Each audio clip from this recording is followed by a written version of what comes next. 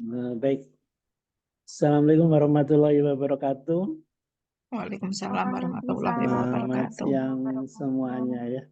Kita Ya, selamat santai siang, aja Pak. ya. Kita santai aja ya. Ya, jadi ini sengaja saya buat grup walaupun yang set in ya, supaya apa? Supaya bisa maksimal ya. Dengan senang hati saya bisa membantu kalau ada yang perlu. Ada juga beberapa yang ngajak publikasi, ada juga ya. Kemarin dari mana itu? Unhas kalau nggak salah. Dan dari beberapa ya. Nah, kita akan mulai dengan saya akan share screen.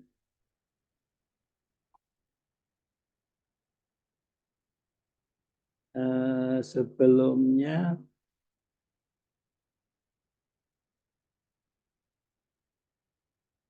kita akan nengok jadwal ya.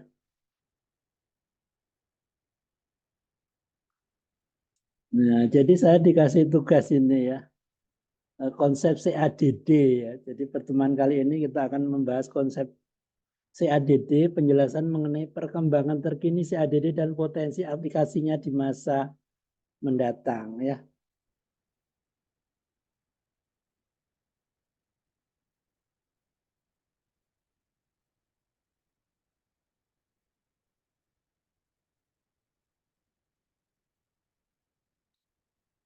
Nah, jadi CADD ini adalah singkatan ya dari Computer Aided Drug Design and Discovery ya. Jadi sebenarnya ini kurang ya nulisnya. Jadi selain desain juga menemukan obat ya, Computer Aided Drug Design and Discovery. Nah, yang sering dibahas itu ada dua di sini ya.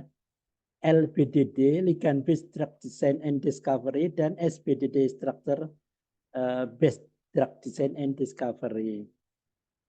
Nah, jadi tapi sebelum kita bicara tentang CADD, jadi bagaimana kita merancang penemuan obat ya. Jadi kita rancang dulu, kemudian baru nanti rancangan itu akan kita buat ya. Jadi rancangannya harus bagus dulu, baru kita buat, baru kita akan menemukan obat. Sebelum kita bicara itu, kita akan menengok ke belakang dulu. Sebelum ada komputer itu cukup menyedihkan ya, cukup menyedihkan ya. Kita akan lihat penemuan obat ya.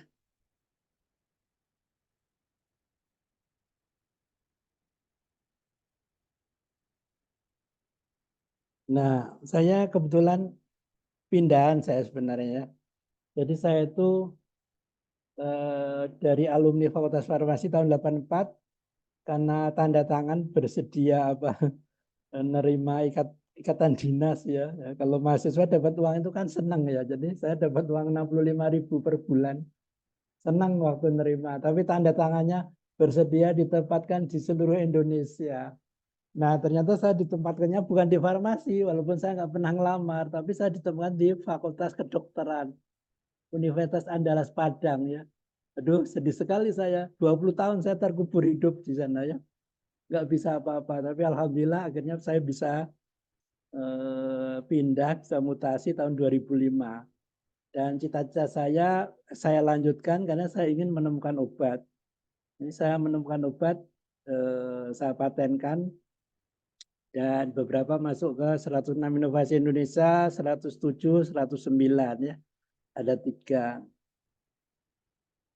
Nah, ini yang satu ini paten MH 2011 ya. Jadi dua-duanya ingin menandingi paracetamol ya. Karena saya dari masuk itu saya sudah iri sama paracetamol. Paracetamol ini kan bukan terbaik, tapi kenapa kok laris banget?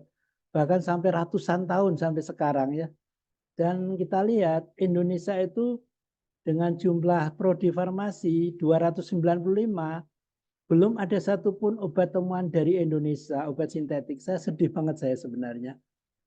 Apakah kita tertinggal itu ya? Sementara B.J. Habibie bisa eksis di bidang dirgantara. Jadi saya itu menggelitik saya ya. Kebetulan kalau di UGM ini kan ada kebijakan belajar berbasis riset. Jadi kalau belajar itu harus didasari riset. Nah, kebetulan saya waktu pindah itu di suruh mengampu topiknya penemuan obat.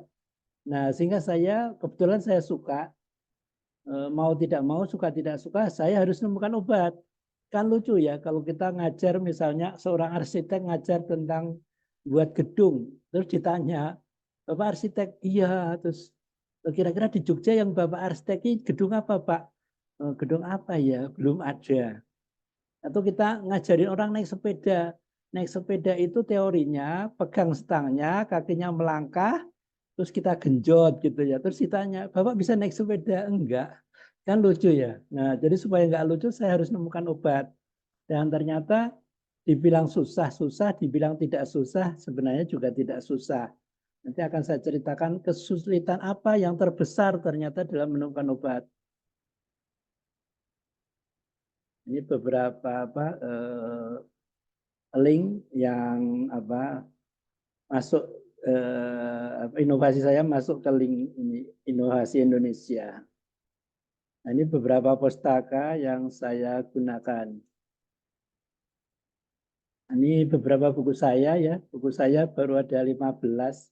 Harusnya bulan ini sudah launching satu lagi, tapi biasa kadang-kadang ada kendala mager ya, malas gerak.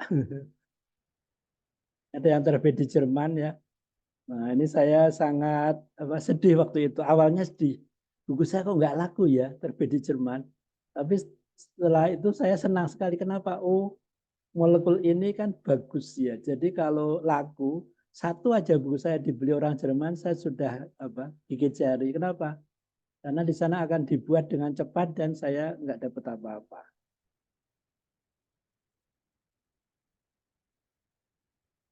Ini buku terakhir saya, mudah-mudahan nggak terakhir, bentar lagi akan nulis buku. Ini yang buku terbit di Jerman itu ya. Karena di sana saya bongkar penemuan saya dan itu sebenarnya berbahaya. Ya, berbahaya kalau ada orang yang tahu, tapi dilindungi sama Allah. Nah, kita akan lihat penemuan obat itu dulu ini ya, sebelum adanya komputer. Ini ada yang namanya tanpa molekul penuntun dan penemuan obat dengan molekul penuntun ya. Jadi contohnya tanpa molekul penuntun ini tahun 1886 itu Kahn dan Hebb itu memberikan resep yang salah ya. Jadi nulis resep salah ya. Seharusnya nulisnya naftalen ya. Gimana ceritanya? Seperti itulah ya. Jadi waktu itu naftalen itu dipakai untuk obat, untuk membunuh parasit, tetapi keliru memberikan astanilit. Nah, ini jangan ditanya saya kenapa kok naftalen kok bisa astanilit. Mungkin tulisan dokternya saking rahasianya sehingga kebaca sama apoteker seperti itu ya. Nah, ternyata punya efek sebagai antipiritik ya. Struktur molekulnya tentu sudah tahu semua ya. Jadi inti bensin kemudian NHCOCH3 ya, astanilit. Nah, nanti kita akan bicara juga kalau astanilit ini didongengkan benar enggak? Ternyata enggak benar ya. Jadi nanti ada beberapa kalau kita ngomong molekuler dongeng bahkan di jurnal internasional masih ada yang salah. Dongengkan sesuatu yang enggak ada itu ya. Jadi dongeng itu harus ada interaksinya di dalam tubuh kita. Kalau obatnya itu nggak berinteraksi, itu dongengnya salah. Misalnya di sini astanilit. Astanilit itu inti bensin kemudian NHCOCH3. Ini kalau kita dongengkan salah. Kenapa salah? Karena nggak ada interaksi astanilit dengan tubuh kita. Adanya apa? Paracetamol. Karena astanilit akan terhidroksilasi pada posisi para menjadi asetaminofen atau paracetamol. Yang kedua penisilin, ya, jadi tanpa molekul penuntun. Nah, ini struktur penisilin ya. Kita tahu semua bahwa penemuan penisilin itu nggak sengaja kan. Dia nggak merancang menemukan penisilin enggak kan.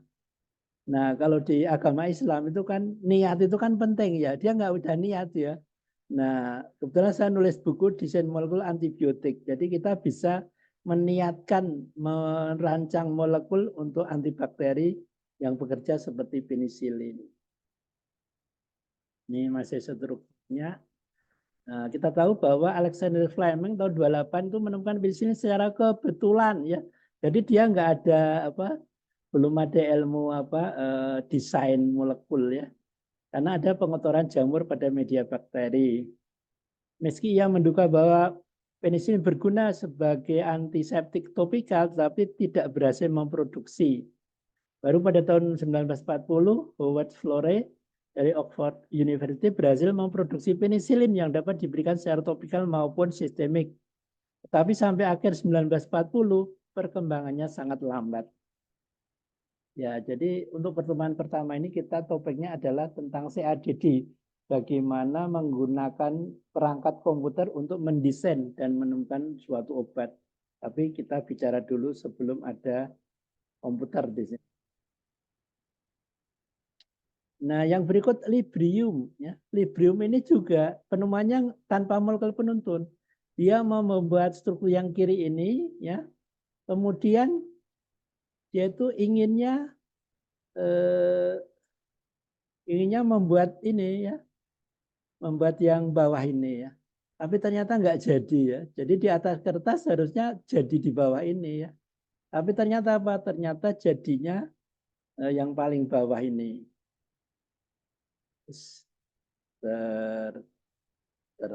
Terpencet.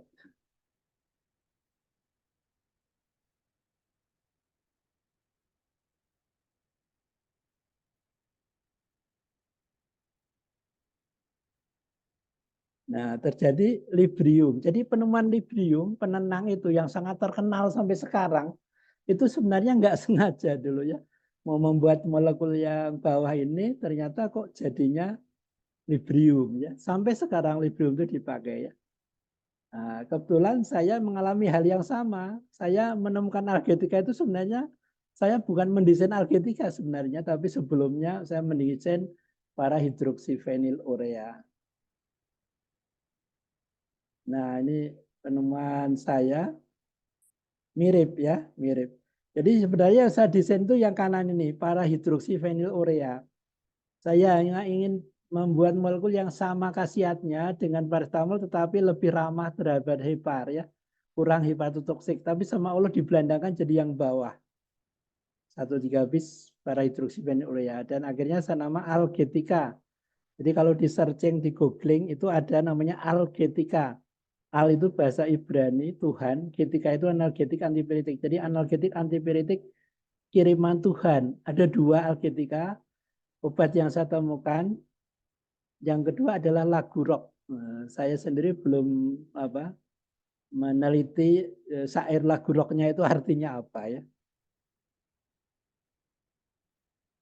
Nah, jadi penemuan algetika yang sekarang saya kasih nama algetika itu adalah ide dari metabolit paracetamol, ya, di mana paracetamol itu napkinya itu hepatotoksik. Dari situ saya terinspirasi. Kemudian dengan kerapatan elektron, dengan kimia komputasi, ya, jadi hepatotoksik paracetamol itu terjadi di posisi orto dari OH dan itu disebabkan karena kerapatan elektronnya renggang atau positif.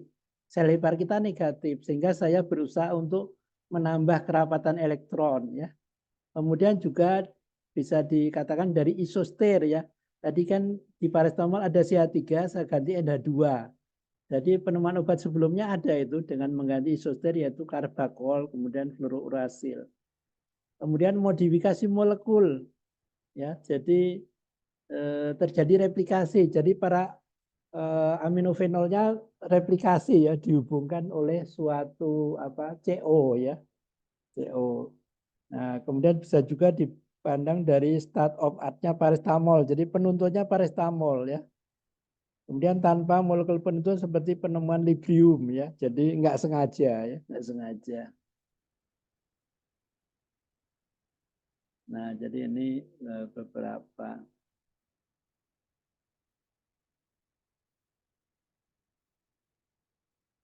Nah, dari yang dikirim sama Allah tadi algetika, terus saya tambahin satu lagi, bensin. Nah, ternyata apa? Efeknya bagus lagi, 5 kali paracetamol, tapi harganya mahal sehingga yang saya tawarkan ke investor itu yang atas, yang algetika. Ini beberapa saya rintis dari tahun 2009, ya. Sebenarnya lamanya itu pencarian dana, ya, karena nggak setiap tahun dapat dana, ya. Dan kenapa sebenarnya harusnya mudah, cuma karena kekurangan saya itu saya kurang suka laporan keuangan ya, bikin stres sehingga membuat lama penemuan obat ini. Nah ini kebetulan dengan komputasi tadi saya 3 kali dapat penghargaan insan interpretasi di UGM ya, 2009, 10, 12 ya. Dan ini sempat menimbulkan masalah karena 3 periode ya. Walaupun tahun 2011-nya kosong ya. Nah, ini saya dikasih bocoran sama juri. Kemarin ribut Pak Hari, kenapa? Pak Hari kok 3 kali katanya, orang 2 kali kok 3 kali. Terus yang namanya Pak Bayu ini kebetulan kenal saya itu nanya ke panitia, ada nggak peraturan yang melarang? Nggak ada. Kalau nggak ada, yuk kenapa dilarang? Akhirnya saya dapat yang ketiga dan setelah itu dihapus dari ajang lomba di UGM ini ya. Karena kalau 3 periode itu kan bikin masalah ya. Gubernur 2 periode, presiden 2 periode. Kalau mau 3 periode akan jadi masalah sehingga seperti itu. Nah kebetulan kalau yang ini juga ini saya 3 terus saya berhenti ya. Dapat 3 penghargaan inovasi nasional. Saya berhenti juga. Sering ditawarin tapi saya cukup 3 gitu. Nah ini penelitian saya yang paling besar yang saya jadi ketuanya adalah dapat hibah dari Kementerian Kesehatan yang sampai sekarang alhamdulillah ada stafnya yang masih bekerja sama dengan saya ya, Bapak Anwar Wahyudi ya. Ini bikin stres karena saya disuruh bikin 100 on ya. Yang bikin stres bukan bikinnya tapi bikin laporannya ya. Di audit sampai bertahun-tahun ya. Saya waduh, begini rasanya memakai uang negara ya, 250 juta di auditnya sampai bertahun-tahun ya. Nah, sejak itu saya kapok sehingga saya hanya menjadi anggota dari eh, apa Prof Urip dari USU ya. 3 tahun Prof Urip saya serahin jadi ketua ya. Tahun 2018 ya, saya dapat hibah dari Kemenkes ya. Dan ini saya perlu waktu 1 tahun ya mikir. Kenapa? Karena yang ditawarkan itu adalah buat obat-obat lama ya. Misalnya bikin paracetamol, bikin ampicillin, bikin chloramphenicol. Saya nggak tertarik. Saya tertariknya obat baru. Sehingga saya mikir 1 tahun. Akhirnya saya ajukan dengan samaran turunan paracetamol ya. Jadi ada bau-bau paracetamol ya. Memang turunannya anaknya ini ya. Ini kerjaan waktu sintesis. Nah, kemudian yang berikut penemuan obat dengan molekul penuntun ya. Jadi kita dituntun oleh suatu molekul penuntun. Ada yang screening random ya. Jadi di Indonesia ini atau di dunia itu ada sekitar 600.000 jenis tumbuh-tumbuhan ya. 400.000 merupakan tanaman tinggi, baru sekitar 10% telah diteliti. Dan cara diisolasi dan seterusnya ya. Ini hanya backgroundnya supaya tahu aja ya. Penemuan obat itu sangat susah awalnya ya. Dan screening non random ya, yang tadinya random dibuat non random jadi lebih terarah sehingga dananya juga lebih hemat. Kemudian juga bisa kajian metabolisme obat ya. Jadi contohnya ini metabolit dari sulindak ya. Sulindak itu prodrug, metabolitnya sebagai antiinflamasi ya. Nah, jadi ini cerita-cerita penemuan obat di zaman sebelum komputasi ya, sebelum TADD. Nah, ini tadi sudah. Nah, ini jadi kerapatan elektronnya kita hitung ya dengan hipercam ya. Kalau yang pengen belajar komputasi, ya kebetulan saya buka kelas ya.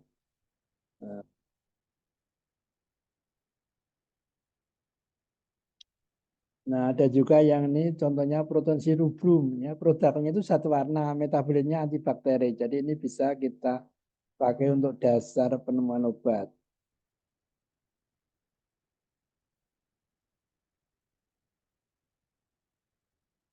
Nah, jadi kita tahu PABA ya, itu para aminobenzoic acid ya, itu apa dibutuhkan sehingga kita penemuan sulfa seperti ini ya.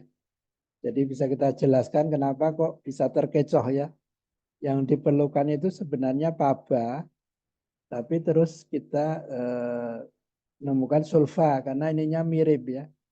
Jadi bakterinya masih lebih bodoh dari manusia ya. Sebenarnya kan tidak sama 6,9 dengan 6,7 ya.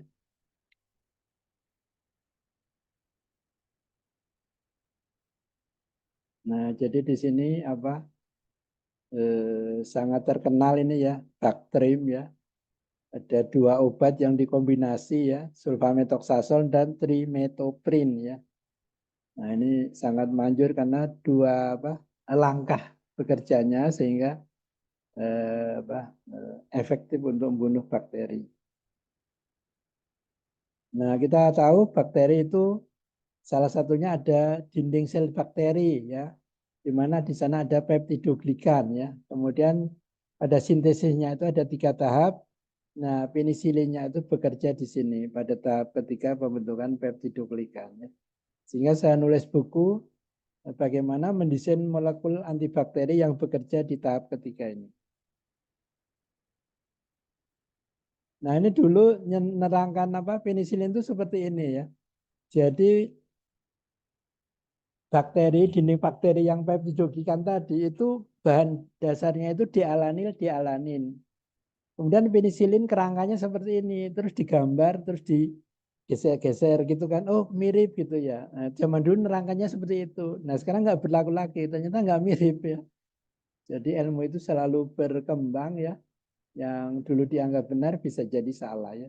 Nah ini sekarang bisa dijelaskan dengan molekular docking secara rasional. Ini hanya beberapa struktur apa penisilin.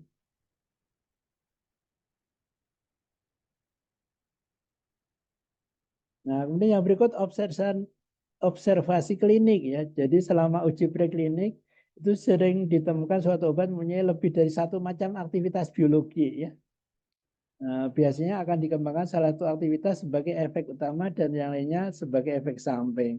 Dan sekarang dengan bioinformatika itu sangat masuk akal ya. Jadi kalau kita punya satu struktur molekul itu bisa kita cek sebenarnya ada berapa efeknya ya. Nah, mungkin Mas Ari mungkin pernah ikut kuliah saya ya. Jadi kalau kita punya satu struktur molekul kita masukkan pas online nanti banyak protein yang dipengaruhi dan kita itu bisa memprediksi dan kita buktikan bahwa satu molekul bisa mempunyai banyak efek. Contohnya kurkumin ya. Nah, itu nyata itu ya. Eh, jadi kalau satu obat misalnya bisa lebih dari satu khasiat itu masuk akal. Tetapi kalau misalnya terus berlebihan ya, daun kelor bisa membunuh berjuta-juta atau bisa untuk mengobati berjuta penyakit. Nah itu sudah lebih ya, sudah apa? Sudah nggak rasional ya. Kalau 10-20 masih bisa. Nah ini contoh salbutamid efek utamanya antibakteri ya. Efek sampingnya anti diabetes, kemudian dikembangkan menjadi tolbutamid sebagai anti diabetes, kemudian dikembangkan lagi menjadi klorbutamid ya. Dan ini durasinya lebih lama, kenapa? Karena ini klor, kalau ini CH3 diganti klor itu menjadi lebih tahan metabolisme ya. Karena kalau CH3 itu kalau kita belajar metabolisme obat itu akan dioksidasi di dalam tubuh kita menjadi alkohol kemudian asam karboksila. Tapi kalau Cl itu tidak ya, sehingga klorbutamid durasinya lebih lama. Jadi kalau misalnya tolbutamid diberikan 3 kali sehari, klorbutamid bisa 2 kali atau 1 kali. Nah, kemudian pendekatan lainnya untuk penemuan obat penuntut. Nah, ini apa masih sekitar cara penemuan obat. Ini juga. Nah, ini juga ya. Jadi berdasarkan isoster. Nanti akan kita bahas lebih lanjut tentang penemuan obat dengan isoster ya. Jadi sebelum komputasi itu isoster itu sangat banyak penemuan obatnya. Nah, ini menginjak ke CADD ya. Setelah ada komputer maka cara cepat untuk menemukan obat dengan CADD, khususnya SBDD, Database Drug Design and Discovery. Contohnya apa? Penemuan lapat ini. Jadi ini murni dengan komputer lapat ini versus Taxol ya. Jadi Taxol itu ditemukan dalam waktu berapa? 50 tahun, bayangin. Kemudian kalau lapat ini hanya perlu 5 atau 10 tahun ya. Nah, ini ada cerita yang patut kita renungkan ya. Jadi di India itu ada tanaman namanya asadirata, kemudian diisolasi sama profesor di sana. Ternyata ada molekulnya namanya asadirahtin ya. Kemudian karena ini punya alam ya, ciptaan Tuhan nggak bisa dipatenkan ya. Jadi bahan alam itu tak dapat dipatenkan. Kurkumin nggak bisa dipatenkan setelah dipotong satu karbonil sama almarhum Muhammad Samhudi Rekso Hadi Projo dari farmasi menjadi PGV0 dan kawan-kawannya baru bisa dipatenkan ya. Jadi kalau dari tanaman asli itu nggak bisa dipatenkan kecuali sudah dimodifikasi walaupun secara sederhana. Kemudian ini karena publikasi di jurnal internasional dimodifikasi molekul oleh industri Amerika sebagai pasta gigi, bahan kontrasepsi dan insektisida. Ada salah satu jenis namanya AZA. Insektisida itu bisa membunuh 130 spesies serangga. Ya. Kemudian dijual di seluruh dunia ya, termasuk India ya. Nah, dengan omset waktu tahun itu 495 juta US dollar Amerika per tahun. Nah, waktu itu ada konferensi tingkat tinggi KTT tahun 1992 di Rio de Janeiro ya. Konvensi PBB mengenai keanekaragaman hayati. Nah, orang India itu nengok, loh, itu kok mirip ya dengan yang jurnal saya. Apa jawab industri Amerika? Ya memang dari situ ada masalah. Ya, terus sekarang kok jadi bagus banget, jadi banyak sekali, dipatenkan, dijual, laris gitu. Bagi dong, kan saya pionirnya. Apa kata industri Amerika? Ya nggak bisa. Yang sampean temukan itu kan milik Tuhan, Allah, bahan alam. Ini sudah saya modifikasi. Jadi kalau kalian pengen, ya belajarlah modifikasi. Akhirnya India dan Cina itu kan leading ya, negara Asia yang leading di bidang penemuan obat ya. Bahkan Cina itu punya blueprintnya obat-obat dari dunia ya, dari Amerika dan sebagainya ya. Nah, Indonesia harapannya juga bangun ya. Cuma sayangnya apa? Indonesia ini ikut WTO ya.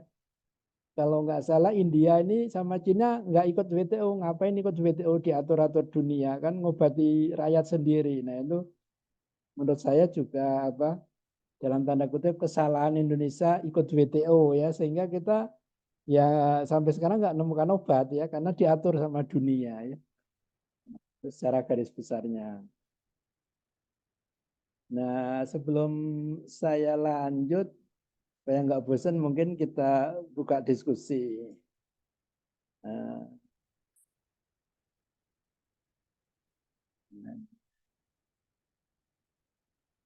ada pertanyaan, pernyataan, diskusi kita santai.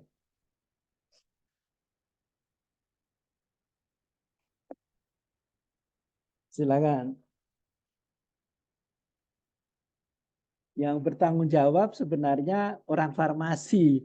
Kalau biologi, kedokteran itu sebenarnya ya nggak terlalu lah. Kalau orang farmasi itu harusnya apa? Tergerak gitu loh. Masa kita nggak ada teman obat dari Indonesia satu aja, ya. Habibie bisa bikin pesawat R80 mendunia ya.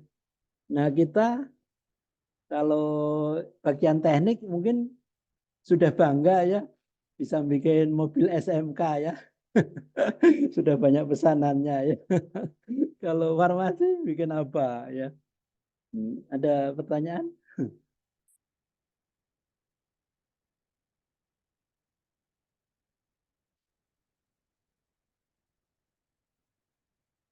Ya memang apa itu nggak bisa dipaksakan ya penemuan obat. Tapi masa sih farmasi nggak ada satupun yang tergerak untuk menemukan obat ya.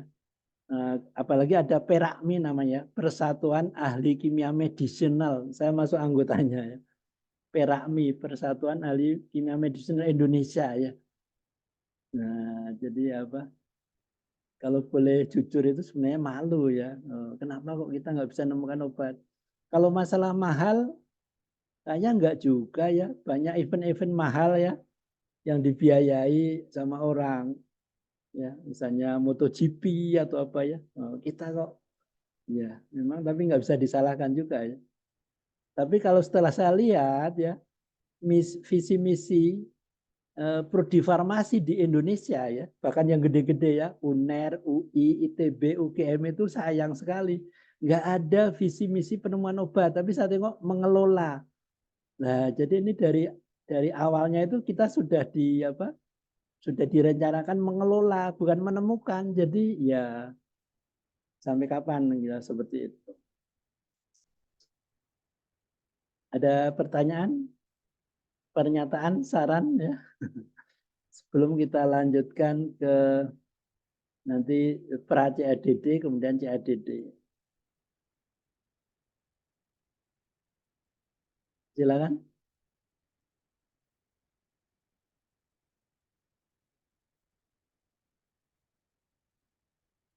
Belum ada? Nah, kalau belum ada kita lanjutkan dulu. Nanti mungkin sedang dipikir-pikir ya. Saya hanya ingin menunjukkan, ini apa, tak share screen lagi. Nah ini bayangin ini, zaman dulu ini ya. Zaman dulu seperti ini.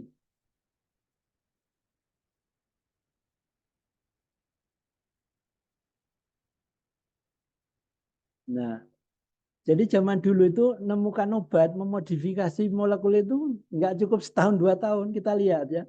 Contoh kokain disederhanakan menjadi benzokain. Coba. Nah, kita lihat ini. Tahun 1865 ini kokain. Kemudian tahun 1890 baru dimodifikasi menjadi benzokain. Coba. Berapa tahun ini ya? 25 tahun ya. Modifikasi satu molekul, bayangin ya. Jadi ini memang zaman dulu itu seperti ini. Nemukan obat itu susah ya, sangat susah ya. Kemudian dari kokain menjadi amilokain berapa ini? 1865 sampai 1904 coba. Berapa ini? Jadi 29 tahun bayangin. Dari benzokain ke prokain ya. Ini 1890 berarti 16 tahun bayangin ya. Dan seterusnya. Jadi sangat-sangat lama gitu ya untuk memodifikasi molekul itu ya. Kalau sekarang cepat sekarang ya. Mungkin sehari jadi, cuma elusidasinya ya masih punya hambatan ya. Saya kalau elusidasi itu nggak bisa di farmasi, masih saya kirim ke LIPI Tangerang sana. Ya mungkin perlu beberapa minggu eh, sampai sebulan mungkin ya. Nah seperti itu. Nah, ada pertanyaan?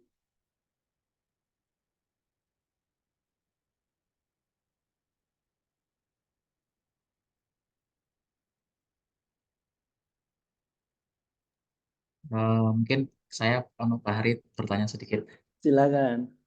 terkait dengan tadi kan ada beberapa Harit cerita banyak ya tentang modifikasi struktur. Itu kalau Betul. sebenarnya kalau kalau saya sendiri ya jadi ya terefleksi apa ya kira-kira maksudnya itu kalau misal kita pengen memodifikasi sesuatu struktur itu kira-kira sebenarnya eh, arah atau pertimbangannya apa tuh, Pak? Maksudnya, Oh oh ini nanti betul. kita modifikasi nanti kira-kira efeknya seperti ini. Oh, apakah coba-coba atau memang ada ilmu atau Oh teori ya, gitu ya yang betul mendasari betul. untuk modifikasi Ini tadi?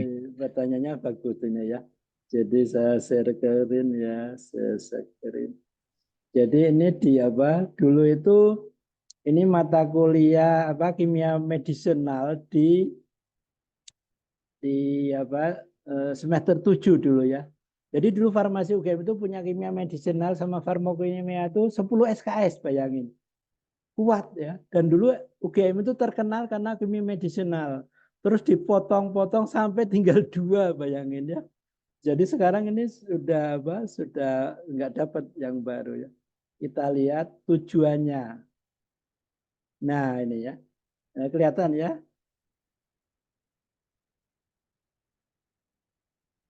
Jadi modifikasi molekul itu tujuannya apa? Meningkatkan aktivitas biologi ya. Jadi misalnya dari kurang poten menjadi poten atau durasinya menjadi lebih panjang ya. Jadi yang misalnya dari apa 3 kali sehari nanti bisa jadi 2 kali atau 1 kali sehari. Tingkat keamanan ya. Jadi misalnya LD50-nya menjadi lebih aman. Jadi menjadi apa? Jadi LD50 itu makin besar makin bagus karena aman gitu ya. Kemudian toksisitas atau efek samping ya menjadi lebih kecil ya. Jadi misalnya efek hepatotoksik menjadi lebih kecil ya. Jadi Alkitake itu saya rancang sebenarnya awalnya untuk memperkecil efek samping atau efek hepatotoksik. Tapi sama Allah kalau bahasa kita tanggung. Ngapain kok cuma lebih aman gitu ya. Terus sama Allah itu dibelandakan menjadi lebih poten. Jadi ada 2 di sini. Meningkatkan aktivitas biologi dan menurunkan toksisitas atau hepatotoksik. Kemudian bisa lebih selektif.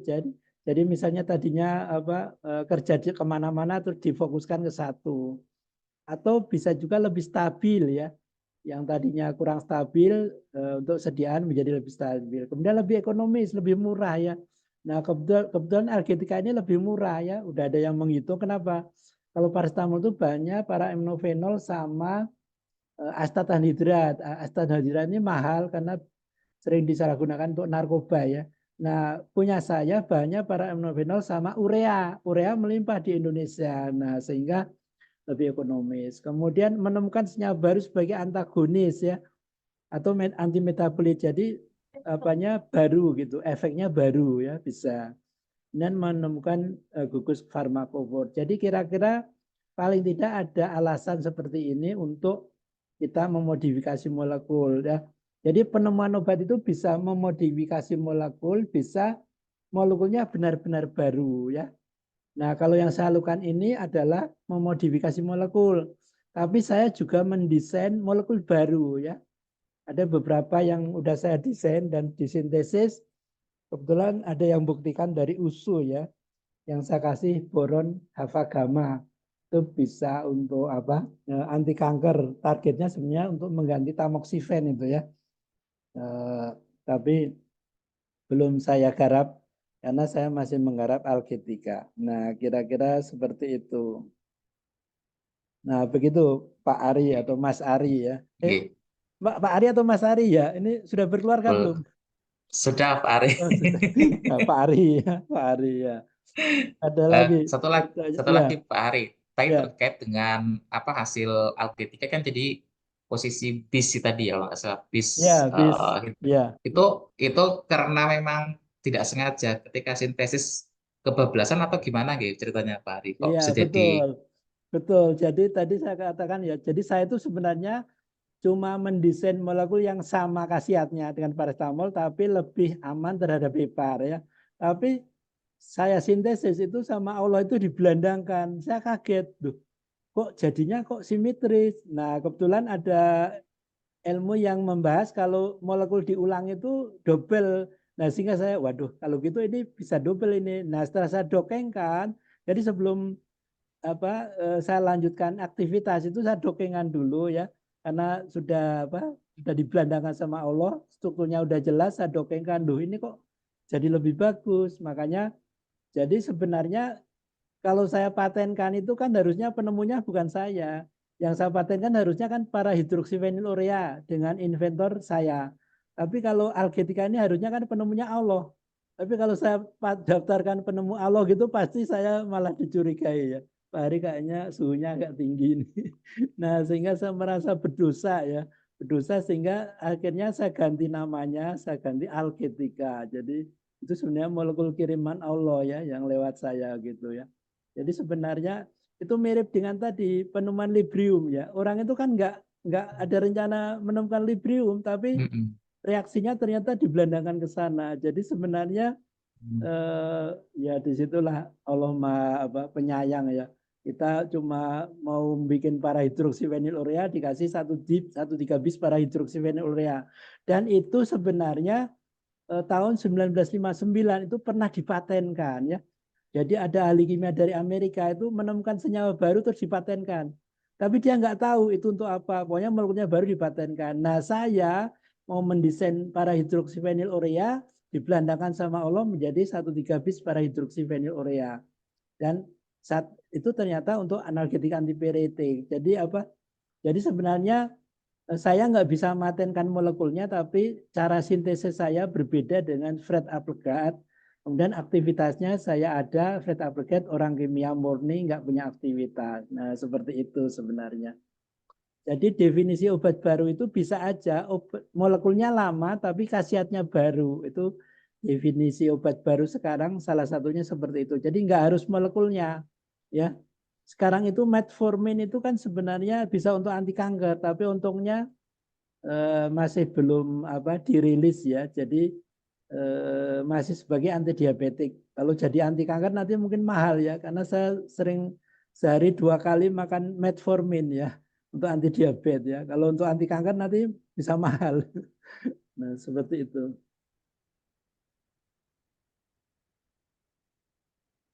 Ada lagi?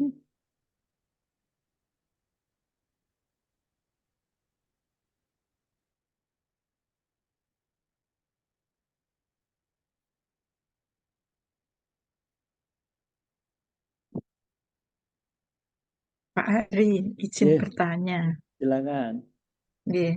Kan kalau tadi disampaikan bahwa di Indonesia itu nggak ada sama sekali penemuan obat gitu ya Pak. Betul, Artinya yang sintetik. nggih, disintetis yang benar-benar Ya, jadi ya, dikonsumsi kalayak gitu ya.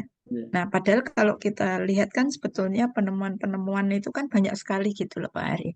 Apalagi Betul, sekarang ini kan sudah sangat canggih gitu ya. betul, Nah, betul.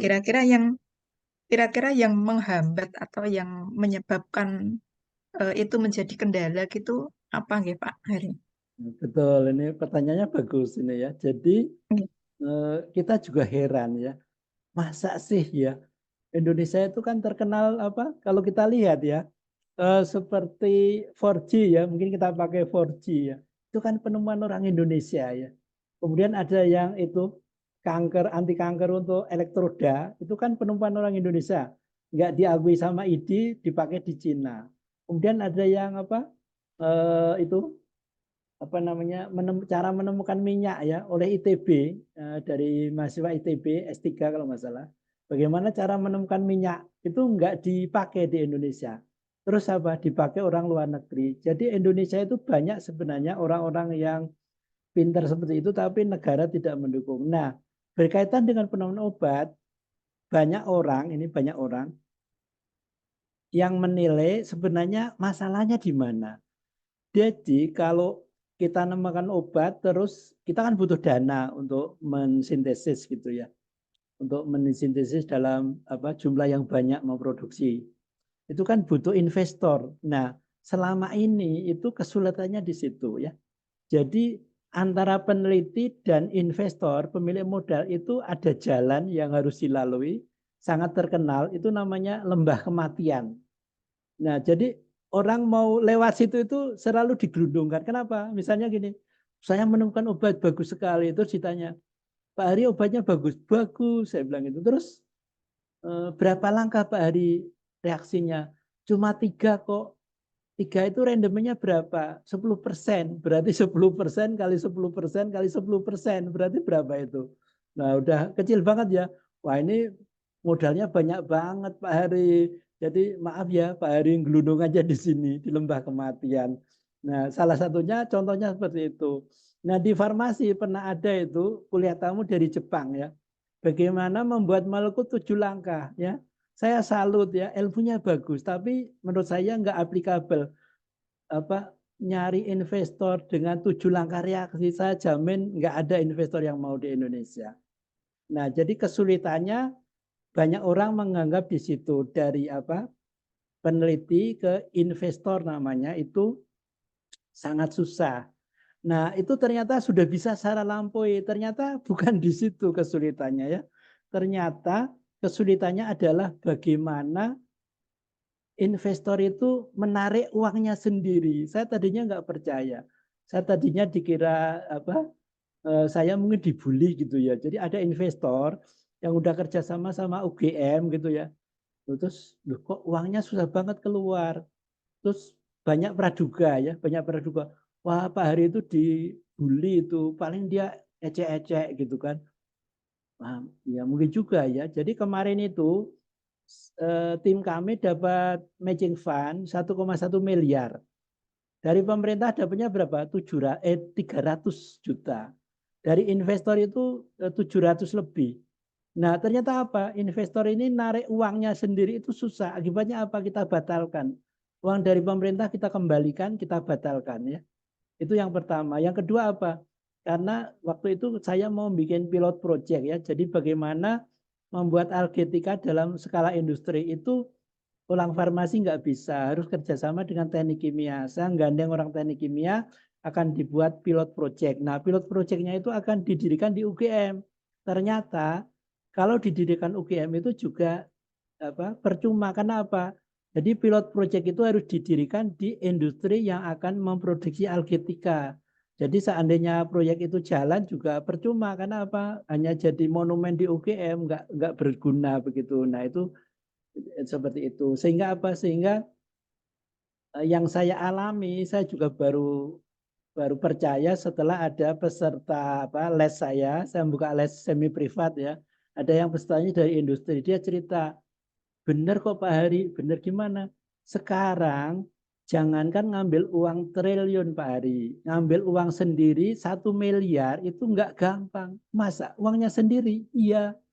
Oh gitu. Benar itu, benar katanya. Nah, padahal investor saya ini mau ngambilnya bukan miliar, tapi triliun sekalian. Sehingga sampai sekarang udah 1 tahun ini ya, belum cair ya. Dulu sebelum Pilpres ya, nggak tahu kenapa, wah habis pemilu mudah-mudahan cair. Ternyata sampai sekarang juga masih macet. Nah, jadi kesulitan terbesar yang saya rasakan bukan menemukan investor, tapi bagaimana investor menemukan menarik uangnya sendiri.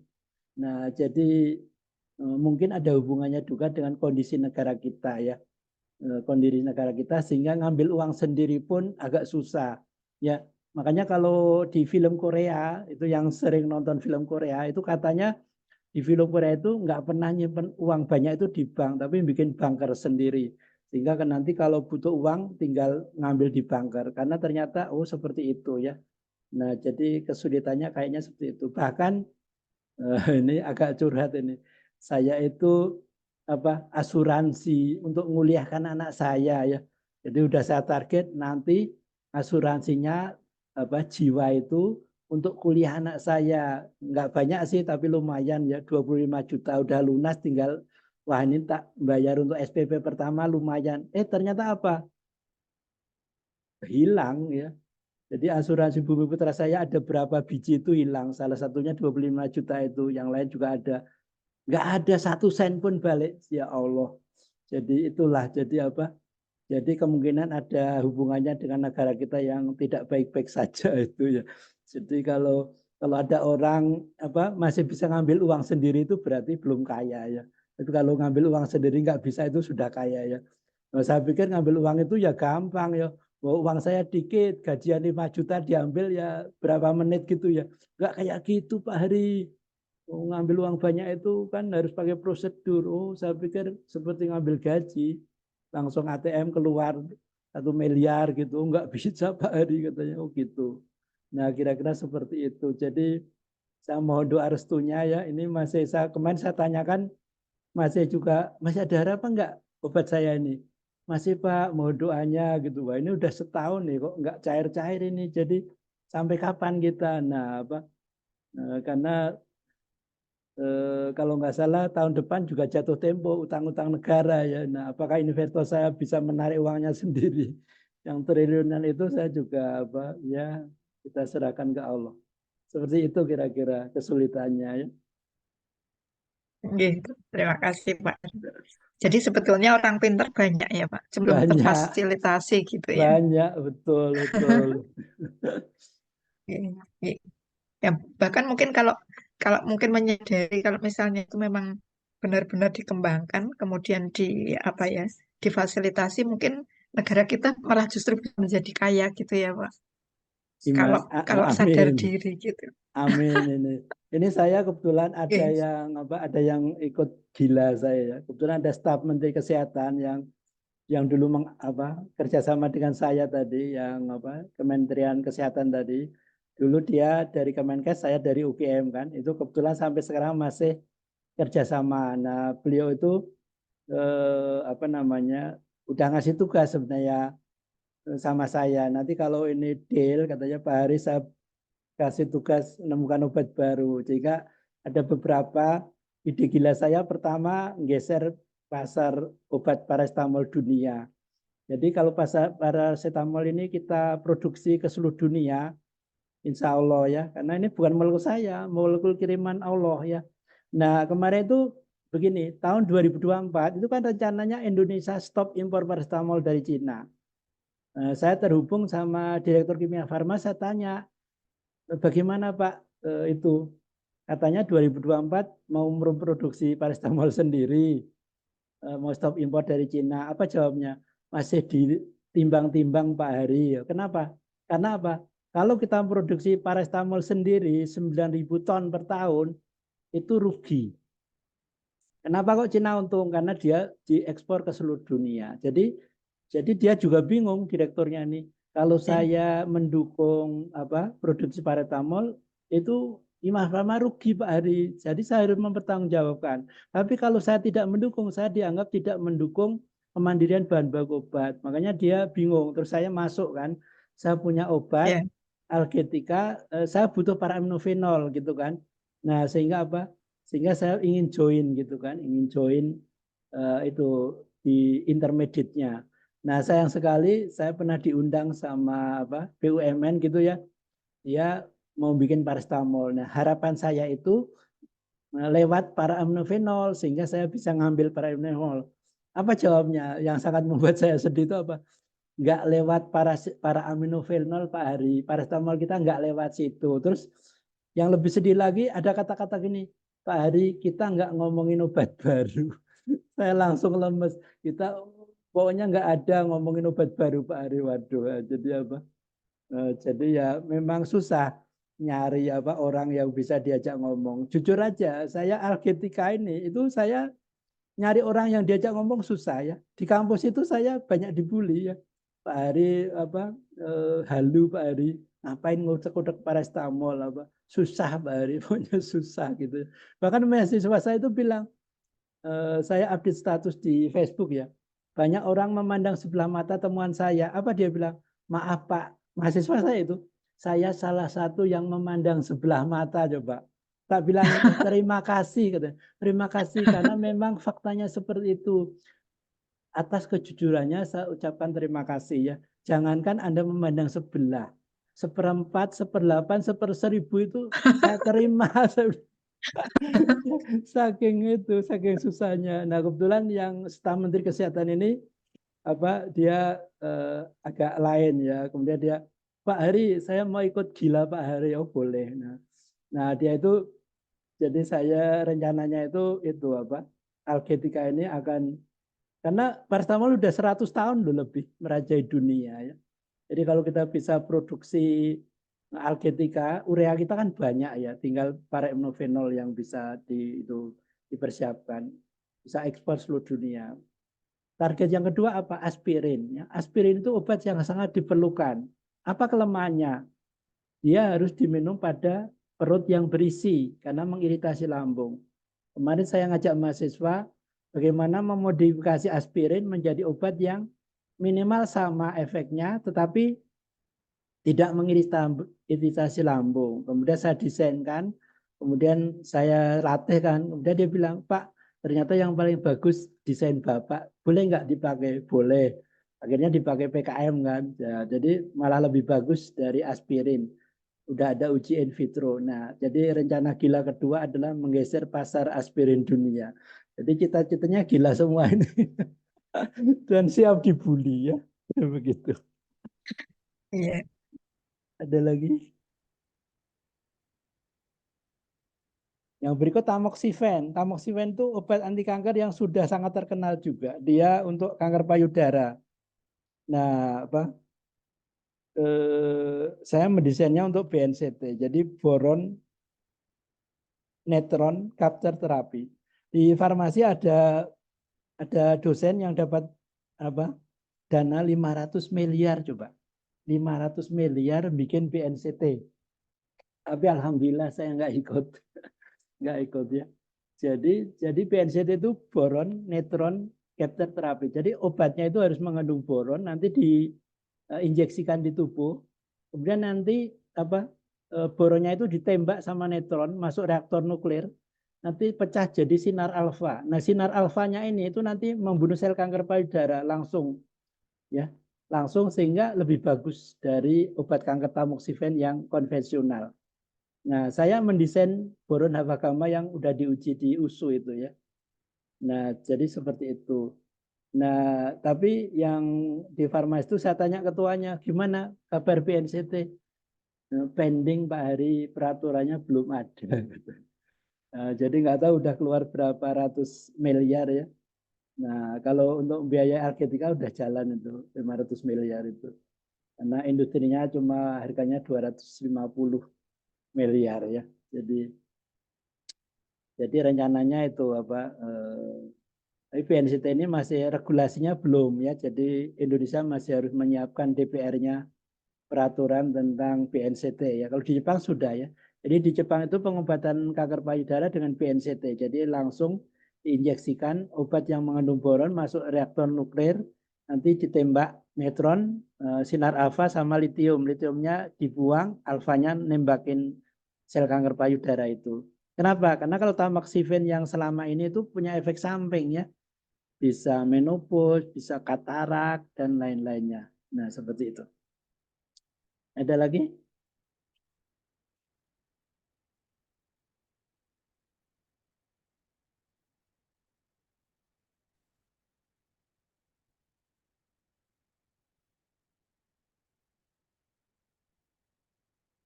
Kalau nggak ada kita lanjutkan sekarang tentang ini ya. Jadi sebelum CADD, sebelum komputer aided drug design itu sebenarnya penemuannya kayak apa sih? Nggak susah-susah amat juga ya. Kita akan lihat.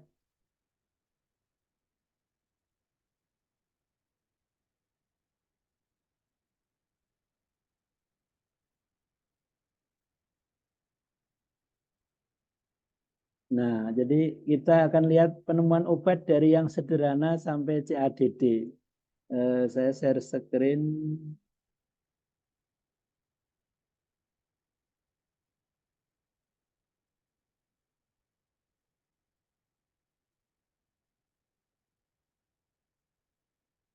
Jadi penemuan obat dari yang sederhana sampai CADD ya. Ini anak SMA kalau ikut kuliah saya ngerti ini ya. Ya, jadi kalau ada yang anak SMA nanti bisa ikut kuliah saya. Nah, kita peranan elektron terluar pada penemuan obat ya. Jadi sangat-sangat simpel ya. Ini saya pernah ketemu sama apa dari apa Riau ya. Eh, dari Riau S2 ya, prodi S2, terus saya cerita-cerita apa selama ini elektron untuk apa? Ya untuk jelaskan aja. Terus saya bilang elektron itu bisa loh untuk menemukan obat. Terus saya diundang apa di sana di Riau. Peranan elektron terluar pada penemuan obat. Nah kita lihat. Nah ini yang tadi saya katakan ya. Saya tahun berapa ini? 2016 ya.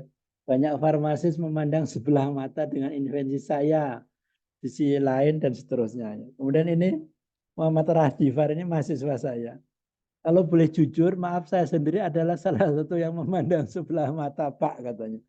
Bahkan kalau senyawa tersebut telah lolos uji toksitas akut, subkronik, dan kronik. Bukan bermaksud mengecilkan hati Pak Hari, tapi memang kenyataan di dunia penemuan memang keras sekali ya. Dari puluhan ribu calon obat yang lolos sampai pasaran hanya satu dan dana yang didapatkan hingga triliunan per obatnya ya. Nah ini ya aja. Jadi setiap webinar penemuan obat itu selalu didoktrin penemuan obat itu mahal, susah, dah. Itu yang saya nggak setuju sehingga saya mengadakan webinar penemuan obat dengan kearifan lokal ya. dan seterusnya ini ya. Jadi terima kasih pada yang memandang sebelah mata, setengah, seperempat, seperdelapan, dan seterusnya. Nah, kita lihat susunan berkala unsur ya. Jadi ini anak SMA pasti punya ini, SMA IPA biasanya punya ini. Masih ada di dinding biasanya. Nah, jumlah elektron atom H1 ya. Jadi dasar sekali ini. C4 ya. Nitrogen 5 ya. Jumlah elektron O6 ya. Jadi sangat simpel ya. Segampang itu nemukan obat. Nanti kita lihat. Jumlah elektron F7. Nah, ini sekarang tentang isoster ya. Isosterik itu jumlah dan susunan elektron di kulit terluar harus sama. Jadi sejarahnya ini dikemukakan tahun 1919 oleh Langmuir, kemudian oleh Grimm ya. Jadi kaidah penggeseran hidrida menggeser satu tempat ke kanan secara berturut unsur pada satu baris horizontal pada tabel periodik tadi, serta menambahkan satu atom hidrogen dan melanjutkan proses ini sejauh mungkin. Tiap kolom vertikal memuat sekelompok isoster ya. Ini kalau kata-katanya kelihatannya rumit, tapi kalau kita lihat tabelnya sangat mudah. Nah, di sini. Jadi C ini kalau kita geser ini tabel periodik ya, yang paling atas ini tabel periodik. C kita geser ke kanan, kemudian kita ke bawah, kemudian ditambah H. N geser ke kanan, ke bawah tambah H. NH misalnya geser ke kanan, ke bawah tambah H, jadi NH2. Nah, ini ke bawahnya ini adalah isoster ya. Dan saya praktekkan tadi ya. Jadi saya mengganti isoster CH3 dari paracetamol menjadi NH2. Kenapa kok bisa diganti? Karena jumlah elektron terluar sama ya. Jadi N itu 5, H 1 kali 2, 2. Jadi 7. CH3, C4 tambah 1 kali 3, 3, 7 ya. Karena jumlah elektron terluar sama, itu makanya secara sterik itu reseptor itu tidak mengenal beda, sama. Makanya para hidroksivinylurea dengan paracetamol itu sama ya. Kalau reseptor NEAT itu ya enzim siklooksigenase 2, kalau lihat paracetamol dengan para hidroksivinylurea itu sama sebenarnya. Karena apa? Karena isoster ya. Nah, jadi segampang itu. Kita lihat nanti penemuan obatnya seperti apa. Nah, ini asetilkolin pada karbakol. Ini asetilkolin ya. Ini karbakol ya. Ini diganti, CH3-nya diganti NH2 ya. Ini sering saya bahas ya. Jadi kita manusia itu punya saraf simpatik dan parasimpatik. Nah, di parasimpatik itu ada neurotransmitter namanya asetilkolin. Saya pernah nanya mahasiswa, Anda punya asetilkolin? Dia jawabnya, saya nggak punya Pak. Saya bilang, astagfirullah. Bagaimana Anda bisa bersyukur punya asetilkolin tapi nggak tahu ya. Kita punya tangan terus bisa bersyukur karena kita tahu, oh saya punya tangan bisa megang gelas. Nah kalau kita punya asetilkolin tapi nggak tahu, bagaimana kita bisa bersyukur? Jadi benar itu ya. Di ayat itu kalau sangat sedikit hamba yang bersyukur. Karena apa? Tubuh kita itu banyak sekali yang kita nggak tahu. Bagaimana kita bisa bersyukur kalau kita nggak tahu kondisi tubuh kita. Nah, kembali ke asetilkolin. Jadi asetilkolin ini itu kalau kelebihan itu nggak baik. Ya. Kenapa? Karena bisa membuat kejang. Ya. Contohnya misalnya obat serangga itu ya. Jadi kalau kita nyemprot serangga atau diminum ya, tapi jangan ditiru ya, nanti bisa meninggal. Jadi kalau kita minum baygon itu asetilkolinnya itu jadi gini, asetilkolin itu di tubuh kita itu dibentuk sangat rapi oleh Allah itu ya.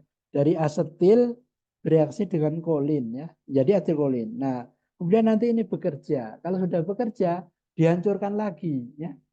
Jadi ini kadarnya tertentu ini ya. Nah, kalau misalnya enzim yang merusak tadi namanya asetilkolin esterase itu diinhibisi, diblok ya. Akibatnya apa? Asetilkolin ini kebanyakan ya, kebanyakan sehingga apa? Membuat kejang ya, seperti serangga kalau kita semprot itu. Nah, kalau kekurangan juga apa? Ada namanya penyakit yang namanya Alzheimer ya. Alzheimer itu kadar asetilkolin di otak atau di tubuh kita itu di bawah normal. Akibatnya apa? Kita getar-getar ya, megang gelas getar. Nah, jadi Kenapa kok bisa kurang? Karena terlalu cepat dihidrolisa oleh enzim tadi, asetilkolin esterase. Jadi normalnya itu harusnya stabil gitu ya. Nah ini enzimnya terlalu cepat bekerja sehingga apa? Sehingga asetilkolin di bawah normal. Nah tadi kita tahu asetilkolin itu mudah dihidrolisa sehingga apa? Kita buatlah isosternya namanya karbakol. Jadi diganti dengan Endo2. Kenapa? Ini lebih stabil. Kenapa? Karena ini lebih sukar dihidrolisa. Kenapa? Ini suatu ester ya. Kalau kita belajar kimia, ini akan terdelokalisasi, kemudian C-nya di sini positif. Ini akan mutus di sini.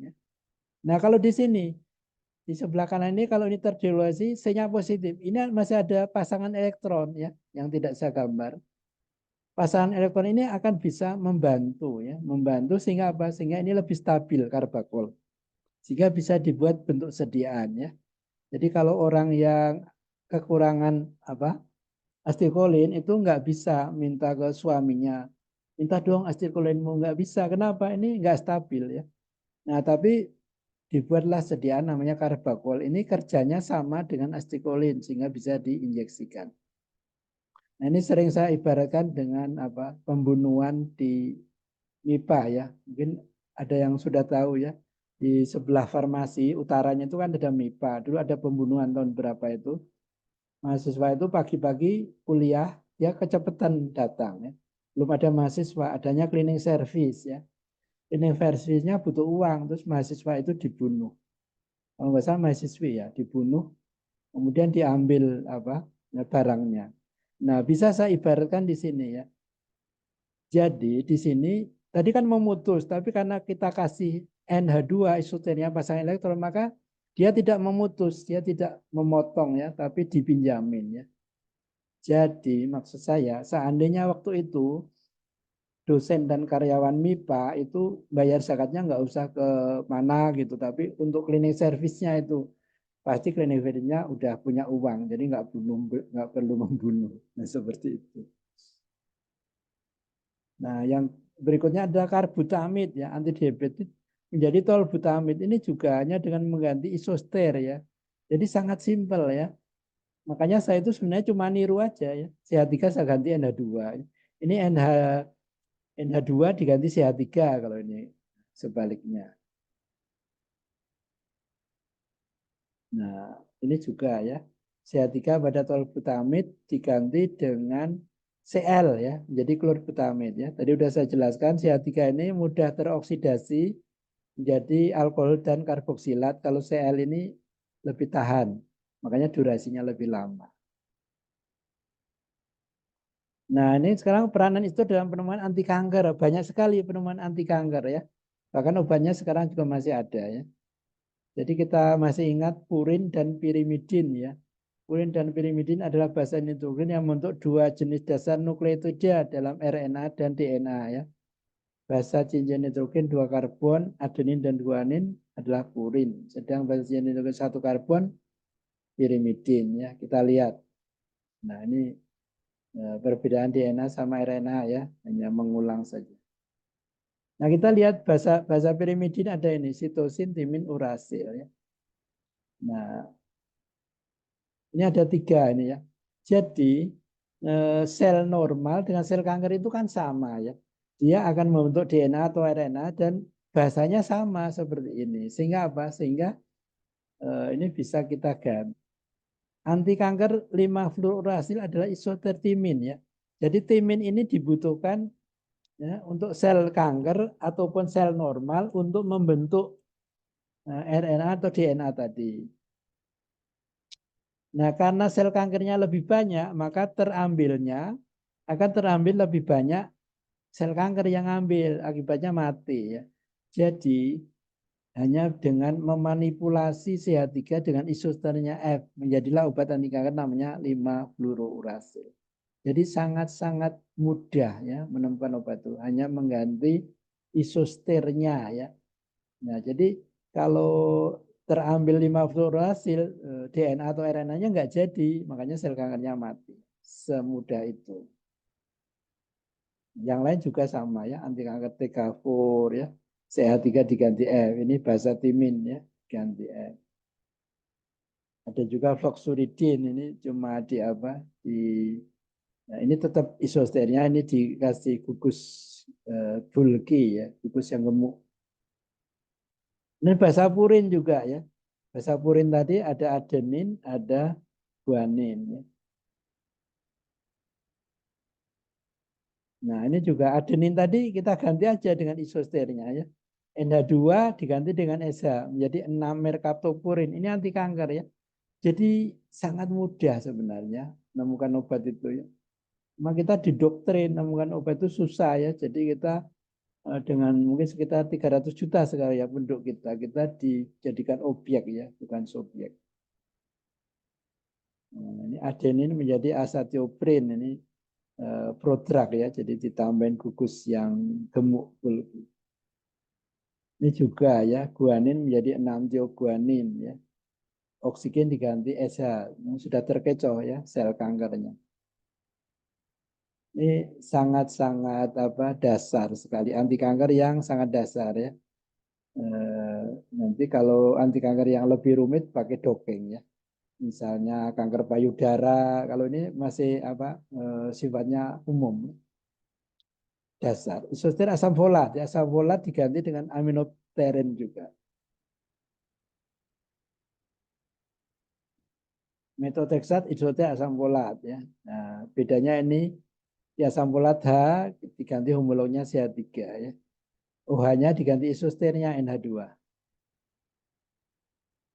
Nah, dan yang lainnya banyak ya, mirip semua sebetulnya. Nah, ini saya mau cerita tentang filosofi elektron dan peran komputasi. Ini reaksi sintesis obat alketika ya. Kita lihat yang senang kimia tentu sudah familiar ya. Kalau mekanisme reaksi itu elektron itu akan yang bergerak berbagi. Ya. Jadi elektron itu yang bergerak, yang berbagi. Jadi kalau kita memberi itu kita datang gitu ya. Jadi kita bisa belajar filosofi dari elektron reaksi kimia. Ya. Kita mau ngasih kue tetangga, kita bawa kue dong, datang ke tetangga. Jangan mentang-mentang ada WA, tetanggaku saya capek saya baru bikin kue ke rumah ya, bawa piring. Enggak sopan itu ya. Elektron aja ngajarin yang sopan, datang gitu ya. Ini kue kita mau dikasih tetangga, kita harus datang. Nah, bagaimana dengan bayar zakat ya? Mudah-mudahan nggak ada lagi ya. Zakat itu dalam Islam itu kan milik orang lain. Jadi kalau kue milik kita aja diantar, apalagi bayar zakat, ya harus diantar dong. Masa membayar zakat open house? Ya, dulu ada pejabat membayar zakat open house, terus pada antri terinjak-injak ada yang meninggal coba. Itu sangat tidak elektron, sangat tidak filosofi banget ya. Nah, jadi harusnya kalau bayar zakat itu diantar ya, bisa ke RT, nanti dikasih uang lelah RT-nya, amplopi gitu kan enak ya. Jadi belajarlah dari elektron gitu ya. Jadi kemudian sekarang nggak ada lagi ya. Sayangnya nggak ada pejabat yang ikut kuliah saya ya. Kalau misalnya ada wakil presiden ikut kuliah saya, mungkin dia kalau zakat nggak akan open house ya. Nah di sini ada sepasang elektron di N. Di O ini sebenarnya ada 2 pasang. Tapi kenapa kok yang ngasih kok yang sepasang ya? Nah ini ada filosofinya juga ini. Memberi bergerak. Memberi bergerak ini reaksi selanjutnya.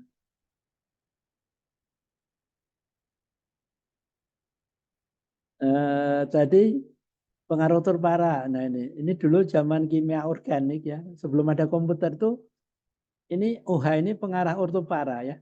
Ortonya ada 2, kanan dan kiri. Kalau dosen kimia organik ditanya, kalau ada muatan positif masuk kanan atau kiri, sama aja, nggak sama ya. Kenapa? Karena setelah ada komputasi kita hitung ya. Orto manakah yang lebih reaktif ya. Nah ini kita hitung kerapatan elektronnya ya. Nah jadi ternyata di sini yang ada, jadi OH di sini itu kan nggak lurus ya, tapi tetrahedral ya. Jadi yang ada H positifnya di sini lebih negatif ya. Jadi ini berlaku sunatullah hukum aksi reaksi ya. Jadi kalau nggak mau disakiti jangan menyakiti, nggak mau tersinggung jangan menyinggung, begitu ya. Nah, seperti ini ya. Nah, jadi beda ya. Kalau sama itu nggak ada aspirin, nggak ada asam salisilat karena sama kanan kiri ya. Nah, jadi tadi untuk menjadi dermawan tidak perlu nunggu kaya ya. N lebih dermawan dibanding O. Jadi N tadi kan punya cuma sepasang elektron. O-nya 2, tapi kenapa kok lebih N-nya kok lebih suka ya? Karena oksigennya tadi itu lebih elektronegatif, lebih senang ke elektron dibanding N ya. Jadi kemudian yang tadi O yang berdekatan H lebih nukleofil ya, ini tadi hukum aksi reaksi ya. Nah gitu. Jadi untuk menjadi dermawan itu nggak usah nunggu kaya ya. Nggak usah nunggu kaya. Kalau nunggu kaya nanti nggak jadi dermawan. Nah tadi udah ya penemuan obat dengan isoster tadi udah. Nah ini isosternya kalau kita lihat kedudukan berimped ya. Kalau tanpa hidrogen berimped isoster ini. Nah antibiotik tadi yang saya bahas ternyata tidak berimped ternyata ya. Miripkah? Dulu jelaskannya digeser terus bilang mirip ini. Nah, itu manusia yang bikin ya. Padahal molekul itu 3 dimensi ya, punya energi sendiri ya. Nah ternyata setelah saya cek nggak sama ini ya. Setelah kita optimasi ternyata nggak sama. Jadi menjelaskannya bukan dengan kemiripan tapi dengan energi. Nah, ini nggak sama ya.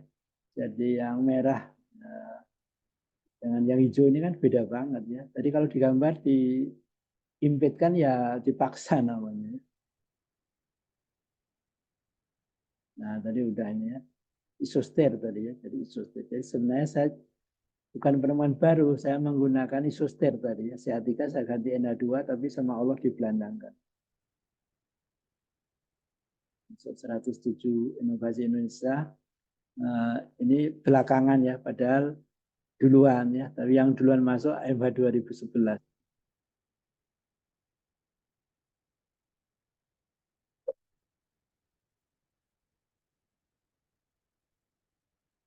Nah, jadi kita sekarang ke CADD. CADD. Nah, CADD itu tadi mungkin bisa saya ini dulu. Saya stop, saya buka dulu diskusi biar tidak bosan.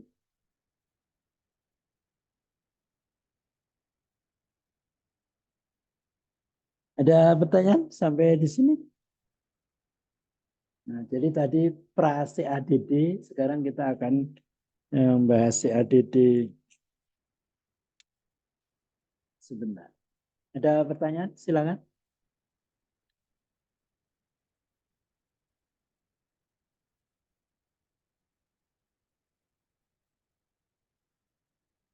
Ada kepuasan tersendiri ya.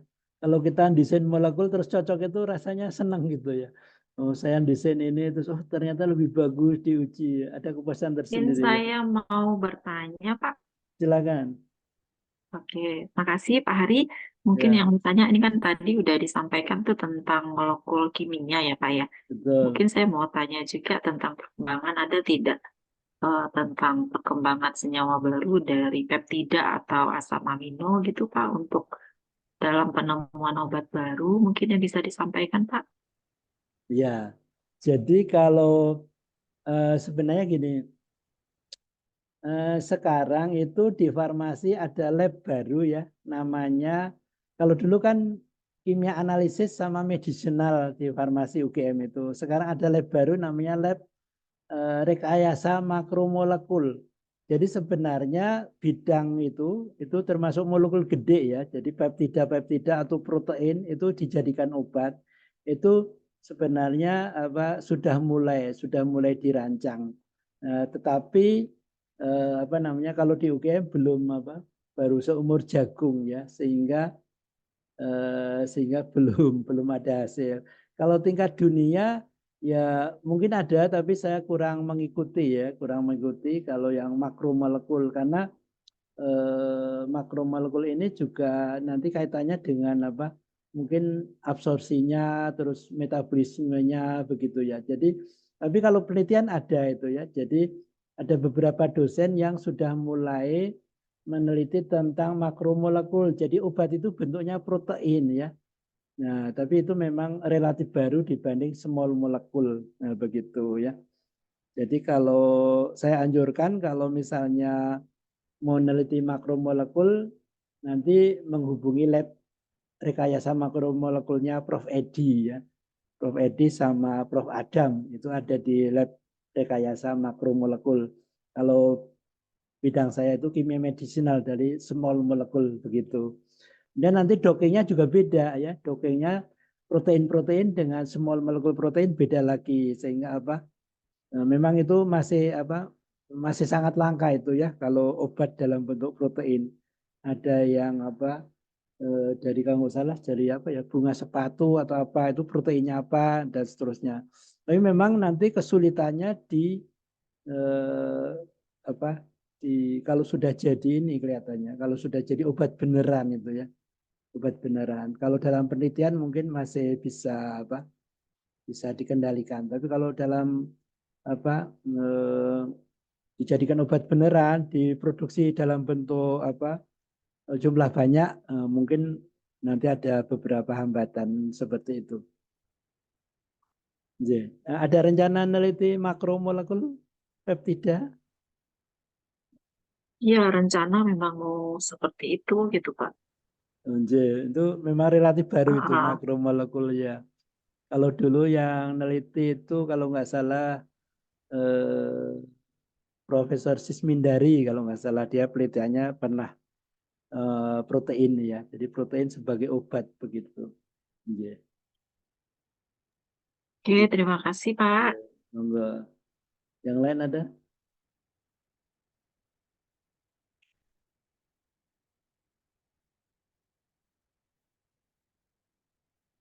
Kalau untuk batasan small molekulnya itu ada batasannya betul nggak ya, Pak Ari? Maksudnya berapa ukurannya gitu untuk masuk ke dalam kajian small molecule itu? Iya. Kalau misalnya kayak eritromisin kan gede juga ya, itu Mm-mm.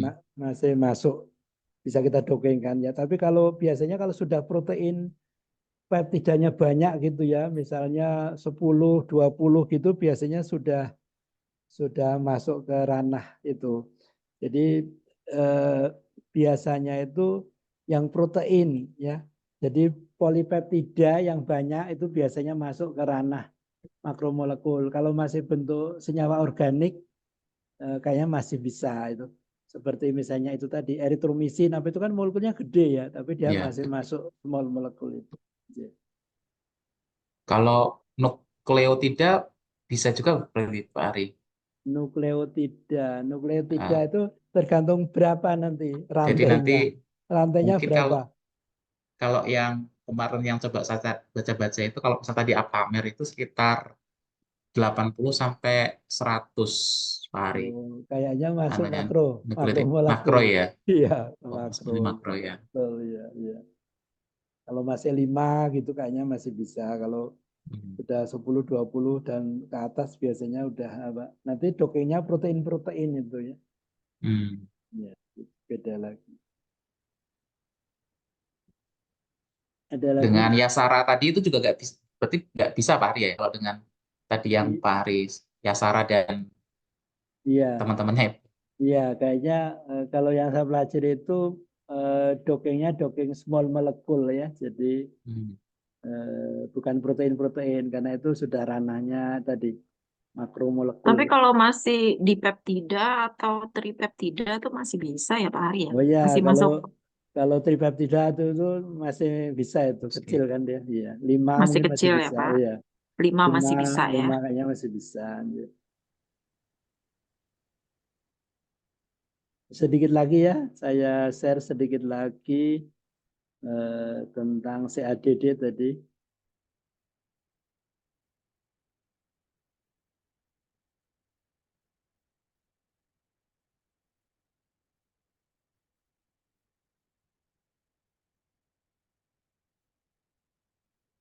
Nah, jadi CADD ini yang sering dibahas itu dua ini ya, ligand based drug design dan Structure Based Drug Design.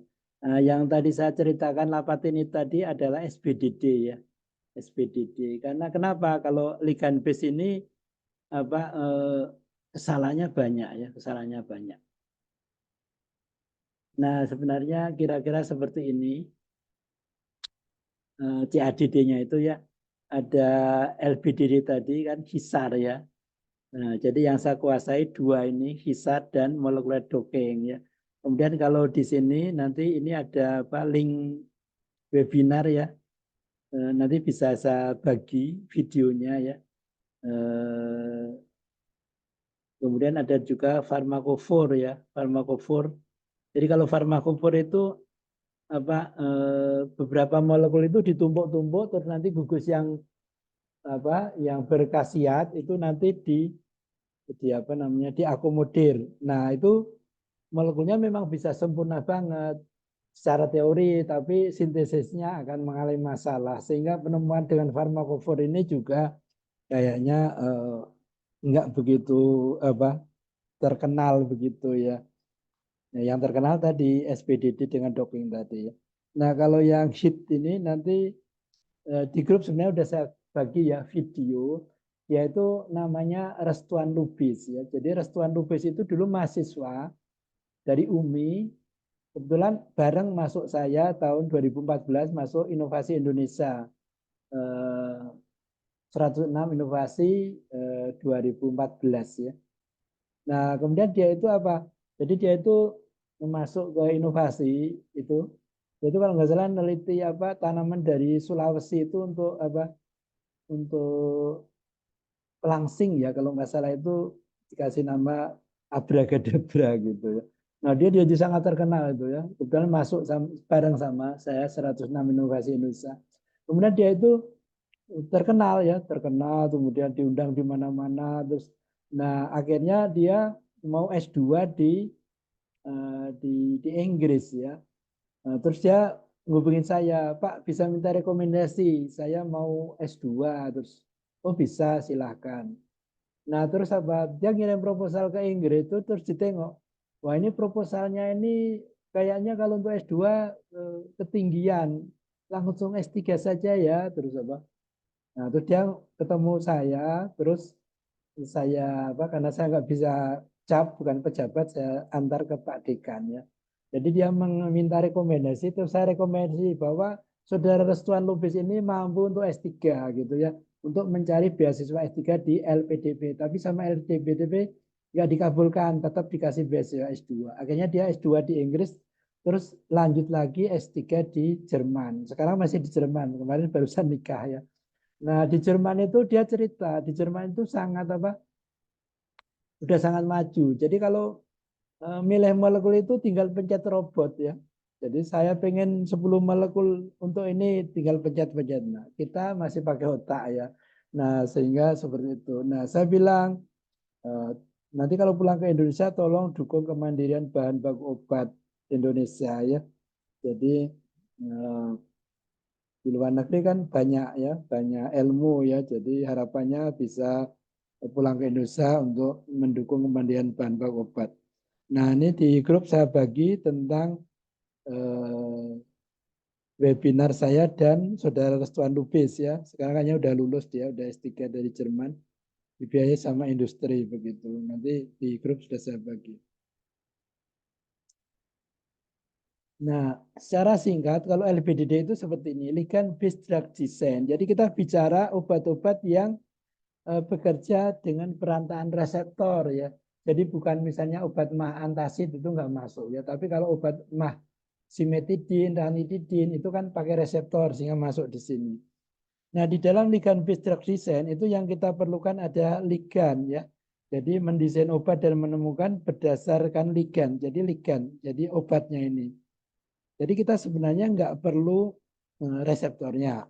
Cukup kita tahu obatnya, kemudian nanti kita bikin database dari kerangka struktur yang sama, kemudian kita desain molekul baru.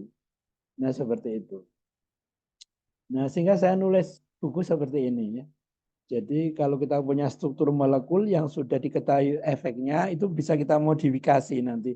Bagaimana memasukkan gugus yang baik, bisa pakai buku saya ini, ada softwarenya ya. Ini pernah saya buka kelas, lumayan juga, pesertanya ada 48 ya. Nah, walaupun ini penemuan gaya lama, tapi mereka pengen tahu juga ya. Kenapa ini tidak dipakai untuk menemukan obat? Karena nanti errornya banyak. Ya. Jadi bentuknya persamaan garis yang tergantung dari deskriptor. Jadi misalnya muatan, kemudian sifat kimia fisika, ada log P, ada energi apa.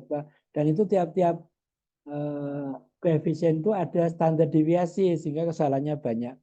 Makanya ini kalau ini saya pakai untuk mengoptimasi kalau kita sudah menemukan obat dengan cara molekular docking. Nah, kalau SBD di structure based drug design itu sebaliknya ya. Jadi mendesain dan menemukan obat berbasis struktur. Struktur yang dimaksud adalah reseptornya, targetnya ya. Jadi obatnya ini hanya untuk pembanding sebenarnya. Jadi tidak harus sama kerangkanya ya. Jadi saya udah beberapa mendesain ya, kerangkanya ini enggak harus sama. Bisa kita buat kerangka yang lain. Yang penting apa? Interaksi dengan asam-asam amino dari target itu banyak kesamaan ya. Seperti misalnya tamoxifen.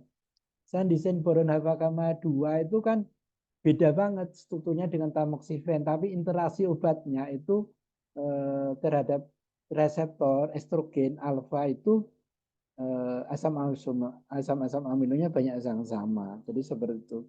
Sehingga saya mendesain membuat buku namanya molekular docking paracetamol dan analognya. Nah, kira-kira seperti itu. Nanti pertemuan yang berikut itu kita akan membicarakan hisar dan pharmacoreal modeling ya. Tapi yang akan kita jelaskan lebih detail adalah hisar ya. Kalau pharmacoreal modeling ini apa namanya, nanti hanya sedikit teorinya aja. Jadi karena dia sebenarnya di MOE itu ada ya, di software MOE ada untuk pharmacopoietic mapping ya, tapi itu apa teorinya gampang, tapi sintesisnya nanti yang susah. Karena apa? Gugusnya banyak sekali ya. Jadi bikin struktur gugusnya banyak ini kan tidak mudah ya. Nah, mungkin itu yang bisa saya sampaikan. Ada pertanyaan? Silakan.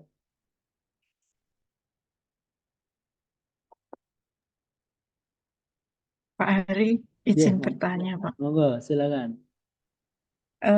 Ini kaitannya dengan tadi yang ditanya Mbak Furi ya, Pak, Yeah. untuk molekul-molekul besar. Jadi kalau misalnya untuk kelainan metabolisme itu kan biasanya bisa dilakukan terapi menggunakan enzim gitu, ya, Pak. Kalau misalnya seperti itu, misalnya penyakit-penyakit metabolisme itu kan biasanya diantisipasi dengan terapi enzim misalnya begitu. Apakah bisa didopingkan juga nantinya, Pak? Kalau enzim nanti sebagai obatnya enzim, J. Nggih, ya untuk Enzim. membantu proses metabolismenya itu loh, Pak. Oh, J. Nah, kalau mungkin itu nanti harus pakai yang tadi ya, docking protein-protein, J. Soalnya gitu. kalau enzim yang untuk docking small molecule itu dia sebagai target nanti.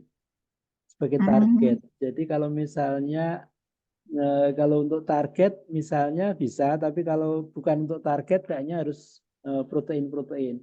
Kalau untuk target misalnya enzimnya nanti kan harus sudah ada ininya nggih, strukturnya nggih. Nah, itu strukturnya di protein data bank sudah ada belum misalnya. Yang itu yang gitu. pertama dia harus strukturnya harus jelas kan. Kemudian kalau misalnya enzim itu kalau sebagai target itu berarti ada obatnya, berarti itu bisa didokengkan. Tapi dokengkan yang di sini. Tapi kalau enzimnya tidak perlu obat, berarti harus dokengnya protein-protein sepertinya begitu. Oke, makasih, Pak. Ya. Ada lagi? Bertanya, Pak. Ya, silakan. Pak, kalau misal kita Kalau misal kita kan mengambil senyawa itu dari bahan alam, kemudian kita ambil beberapa senyawa aktifnya gitu, kemudian kita targetkan ke suatu protein. Nah, itu Betul, kan ada banyak target, ngeten ya Pak, betul, bedanya itu. Nah, nanti kan ada banyak pilihan betul. bagaimana nanti kita memilih itu supaya kan mungkin tiap senyawa strukturnya berbeda-beda gitu. Nah, untuk Yeah. memilih target ini yang cocok yang mana gitu, kira-kira ada yang perlu dipertimbangkan ngeten mboten nggih Pak? Yeah. Jadi kita kasih contoh ya, satu molekul dulu nggih. Misalnya satu molekul. Kita ambil satu molekul itu bisa ada softwarenya itu. Satu molekul itu sebenarnya diciptakan untuk apa? Nah, itu bisa kita masukkan ke PAS online namanya. Nanti kalau udah ada contohnya bisa kita praktek ya. Jadi kita masukkan ke PAS online, nanti di situ akan keluar ya, namanya PA, probability activity ya. Jadi ada protein-protein nanti yang di atas 0,7 itu biasanya cocok gitu. Nah, protein-protein itu nanti ada juga yang kalau beruntung langsung ke efeknya begitu. Tapi kalau nggak beruntung yang keluar nanti adalah protein. Nah, protein itu langsung kita masukkan ke string. Nanti di sana terhubung namanya KEGG ya. Jadi Kyoto Encyclopedia Gen and Genome. Nah, nanti di sana bisa terhubung suatu penyakit ya. Nah, dan itu saya sudah bimbing belasan mahasiswa. Karena selama ini apa? Selama ini itu kalau docking kan trial and error ya. Jadi misalnya, tak coba untuk apa gitu. Jadi itu masih trial and error. Itu bisa kita prediksi dengan tadi PAS online dan string. Sehingga apa? Sehingga nanti di sana contohnya misalnya, oh ternyata dia itu bisa mempengaruhi metabolisme amilum, sukrose dan amilum misalnya. Oh dia berarti anti diabetes. Nah sehingga apa? Sehingga molekul tadi kita dokengkan ke anti diabetes. Anti diabetes ada berapa target? Misalnya 3 kita dokengkan. Nah nanti yang paling bagus yang mana? Oh berarti yang paling bagus mekanismenya di sini. Nah seperti itu. Jadi itu hanya satu, baru satu ya. Nanti kalau banyak bisa banyak banget. Kemudian kalau tadi Pak Ari sudah pernah ikut ya. Jadi sebenarnya kalau kita mau meneliti ekstrak itu kan lebih dari satu molekul. Jadi kalau nguji in vitro ekstrak itu dockingnya harusnya docking kombinasi, bukan docking masing-masing. Kalau docking masing-masing kan nggak cocok antara docking dan in vitro. In vitronya kan semua molekul dalam satu target. Jadi mestinya pakai docking kombinasi. Nah, seperti itu. Pak Ari pernah ikut ya docking kombinasi. Yang sangat sederhana adalah paracetamol dan ibuprofen. Kenapa kok paracetamol, ibuprofen kita kombinasi? Banyak industri ada 5 kalau nggak salah mengkombinasi. Ternyata dia bisa kita jelaskan dengan docking ya. Docking kombinasi namanya. Nah seperti itu. Baik, matur nuwun Pak Hari. Yeah. Ada lagi?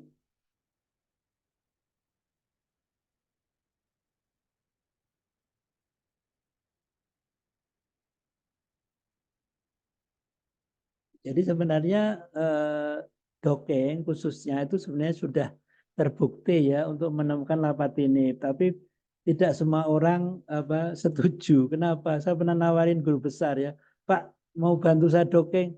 Enggak Pak Hari, dockingnya A, in vitro atau in vivo-nya B, enggak cocok. Nah kemungkinan dockingnya salah ya, mungkin dia targetnya salah, tidak tervalidasi ya. Karena kadang-kadang tidak semua jurnal benar juga ya. Saya beberapa kali jumpain jurnal itu yang dalam tanda kutip itu menyesatkan begitu ya. Jadi sehingga kita harus hati-hati kalau jurnal yang baik itu tentu ada targetnya jelas kodenya bisa kita cek ya. Tapi ada itu jurnal itu yang enggak dikasih kodenya loh. Targetnya cuma dikasih apa gitu loh. Ini kodenya apa? Enggak tervalidasi ya. Nah, seperti itu.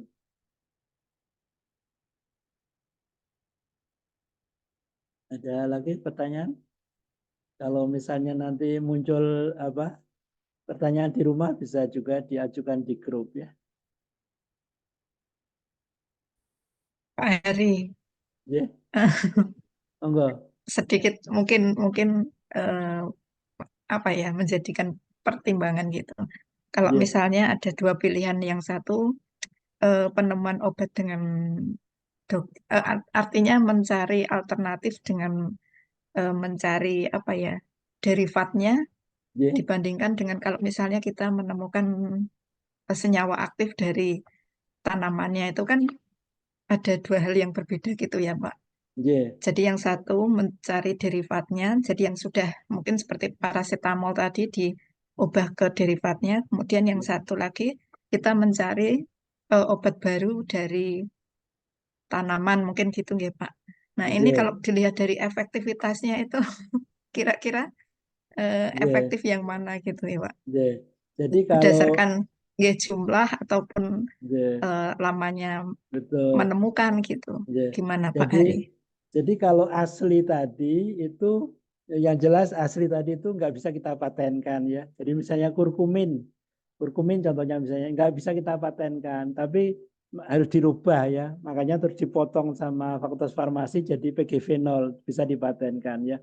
Kalau dari segi apa sebenarnya kalau dari segi ilmiah kemudahan dan apa kalau desainnya kayaknya sama-sama gampang ya. Yang nanti yang membedakan adalah sintesisnya, Bu. Jadi sintesisnya misalnya molekul asli dengan derivatnya itu kan nanti bahannya beda, bahan bakunya. Nah, itu nanti harus diperhitungkan. Kenapa? Karena bagaimanapun kalau kita mengandalkan molekul itu dari tanamannya itu kan contohnya gini, kejibeling. Kejibeling itu Sarjito kan bikin obat ya, isinya kejibeling. Itu pernah berhenti produksi. Kenapa? Karena tanamannya habis ya. Nah, sehingga mau nggak mau itu kita harus mensintesis. Nah, sintesis. Jadi beberapa kan kayak gitu. Jadi misalnya kayak kodein atau apa itu kan semuanya kan sintesis ya. Awalnya penelitian memang dari isolasi misalnya, tapi untuk produksi yang benar itu pasti harus sintesis karena kalau mengandalkan tanaman itu kita akan kewalahan ya. Jadi bahan bakunya bisa apa? Bisa habis nanti, pabriknya bisa berhenti. Seperti itu ya. Jadi nanti yang perlu dipikirkan adalah bagaimana cara sintesisnya. Bahan bakunya impor atau tidak. Nah itu. Nah ini pernah ada apa? Perbedaan pendapat. Jadi kalau bagi saya itu impor bahan baku untuk sintesisnya itu enggak masalah asal obatnya kita ekspor gitu kan. Jadi kita ngimpor bahan baku untuk sintesis obat baru itu enggak masalah menurut saya. Asal bisa kita mengekspor. Banyak negara seperti itu ya. Jadi misalnya dia membeli pasir laut dari Indonesia ya. Jadi yang impor pasir laut dari Indonesia, yang impor itu ya. Kemudian dibuat tinta, diekspor ke Indonesia. Atau negara lain misalnya Malaysia ngimpor kayu dari Indonesia, terus dibuat mebel, diekspor ke Indonesia. Jadi ditingkatkan value-nya. Itu menurut saya nggak apa-apa. Tapi kalau tidak ada peningkatan ya kita rugi ya. Jadi seperti itu. Nah, Terima kasih Pak. yeah. Memang masih sangat sedikit ini yang memikirkan apa, memikirkan kemandirian bahan baku obatnya. Untungnya ini ada apa salah satu yang mau gila di staf Kementerian Kesehatan tuh namanya Pak Anwar Wahyudi sampai sekarang masih terhubung gitu ya. Kayaknya masih pengen jadi orang gila. Ya, jadi karena memang apa kemandirian bahan baku obat ini jadi Kimia Farma itu udah bisa bikin bahan baku obat tapi itu bukan temuan Indonesia, macam kayak simvastatin itu bahan bakunya bisa dibuat Kimia Farma, tapi itu kan bukan temuan orang Indonesia. Nah, maunya kan bahan baku obat itu kita temuan orang Indonesia. Farmasi ada 295, masa semuanya nggak ada yang tertarik ke situ ya. Jadi harusnya ada ini harusnya. Ada apa namanya? Harusnya ada yang tertarik ke sana. Ada lagi pertanyaan?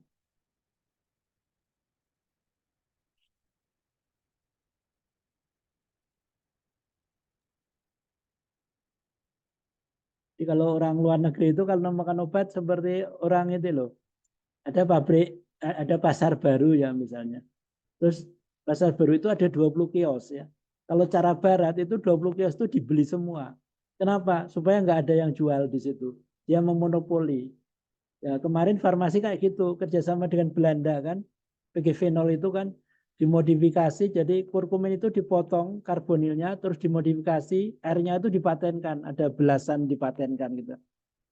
Itu menurut saya cara barat seperti itu. Kalau cara saya enggak, makanya saya melontarkan ide penemuan obat dengan local wisdom, dengan kearifan lokal ya. Rezeki itu enggak akan ketukar. Jadi kalau ada pasar baru 20 kios tersedia, kita beli aja 1 kios. Untuk apa? Misalnya jualan bakso. Rezeki nggak akan ketukar ya. Kalau cara kita begitu ya. Tapi kalau cara barat 20 dibeli supaya nggak ada yang jualan. Kalau kita enggak ya. Makanya saya matenkan 1 aja. Saya patenkan Alketika. Mau ada yang merubah-rubah airnya, silakan. Rezeki nggak akan ketukar begitu ya. Ya seperti itu ya. Jadi penemuan obat dengan local wisdom, dengan kearifan lokal ya. Kita merdeka juga dengan kearifan lokal ya. Kalau cara barat kita merdeka harus nabung dulu beli tank ya.